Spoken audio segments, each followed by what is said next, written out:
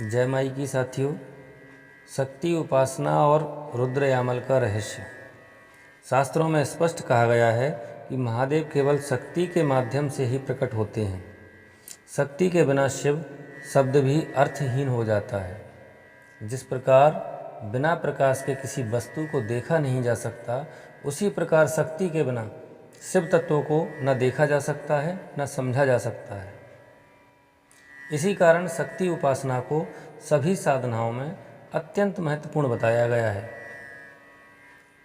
शक्ति केवल श्रद्धा नहीं, सामर्थ्य है। शक्ति केवल पूजनीय नहीं है, बल्कि वही ऐश्वर्य, पराक्रम और सृजन शक्ति का मूल स्रोत है।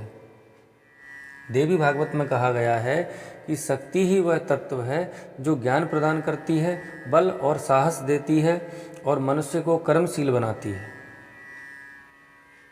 शक्ति मनुष्य के दैनिक जीवन की समस्याओं का समाधान करती है, वह जीवन को संतुलित करती है और मनुष्य को धर्म और अर्थ दोनों मार्गों पर आगे बढ़ाती है।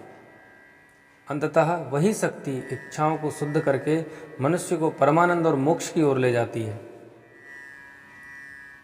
भगवती शक्ति एक होते हुए भी लोक कल्याण के लिए अनेक रूप धारण करती हैं। ईशावास्य उपनिषद के भाव के अनुसार वही आद्या शक्ति महाकाली, महालक्ष्मी, महासरस्वती के रूप में प्रकट होती हैं। ये तीनों रूप ज्ञान, शक्ति और क्रिया तीनों को संतुलित रखते हैं।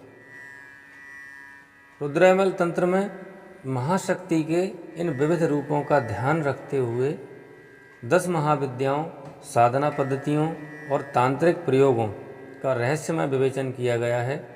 देवी स्वयं स्पष्ट कहती हैं, मैं एक ही हूँ, मुझ में कोई भेद नहीं है। भेद केवल अज्ञान से उत्पन्न होता है। इसलिए साधक को चाहिए कि भय, भ्रम और भेदभाव से ऊपर उठकर शुद्ध भाव से शक्ति की उपासना करे। रुद्रयामल तंत्र में इसी शुद्ध उपासना को रहस्यमय तत्व कहा गया है। शक्ति का वास्तविक स्वरूप शास्त्र स्पष्ट कहते हैं, शक्ति के बिना शिव को जाना नहीं जा सकता और शक्ति स्वयं शिव चेतना से ही प्रकाशित होती है। यही कारण है कि शक्ति उपासना केवल पूजा नहीं, बल्कि जीवन को समझने का मार्ग है। शक्ति ज्ञान देती है, साहस देती है और मनुष्य को कर्मशील बनाती है। ऐश्वर्यस्य समग्रस्य वीर्यस्य यशसा श्रिया।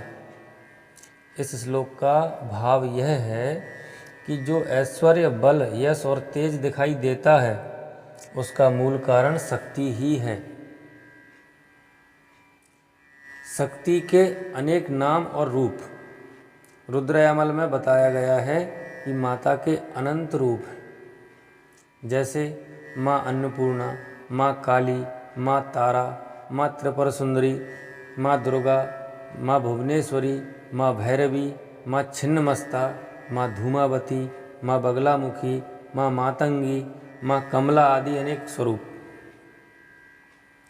इन सभी रूपों के पूजन विधान, साधना पद्धतियाँ, मंत्र, यंत्र, चक्र, स्तोत्र और सहस्त्रनाम का संक्षिप्त संकेत इस ग्रंथ में मिलता है। क्यों संक्षिप्त कहा गया है?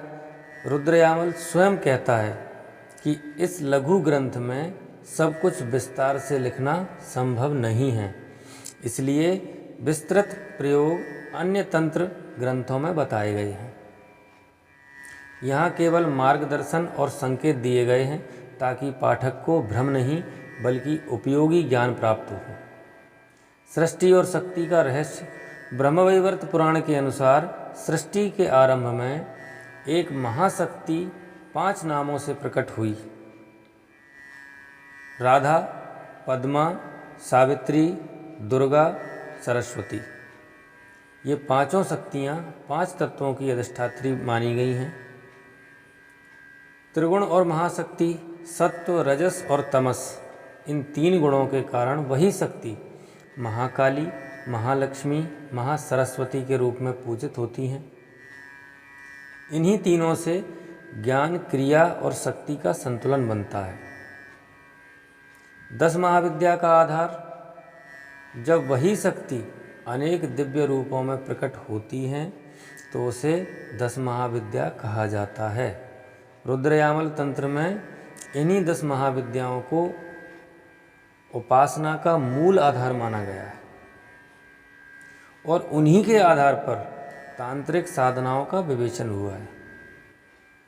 देवी का उपदेश, देवी स्वयं साधक से कहती हैं, मैं एक ही हूँ, मुझ में कोई भेद नहीं है, जो भेद दिखाई देता है वह केवल बुद्धि का भ्रम है।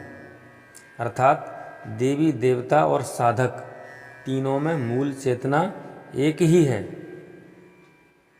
इसलिए रुद्रयामल का सार यह है कि भय से नहीं, लालच से नहीं, बल्कि शुद्ध भावना से शक्ति की उपासना की जाए। यही उपासना मनुष्य को अज्ञान से ज्ञान की ओर और बंधन से मुक्ति की ओर ले जाती है। अगर आप चाहते हैं 10 महाविद्याओं को शास्त्र सम्मत, भयमुक्त और सही दृष्टि से समझना, तो इस श्रृंखला को पूरा देखें। अगले वीडियो में 10 महाविद्याओं की साधना, विधि, मंत्र, उपयोग, प्रयोग सभी विस्तार से बताए जाएंगे। जय माई की। महामाई आपका कल्याण करें।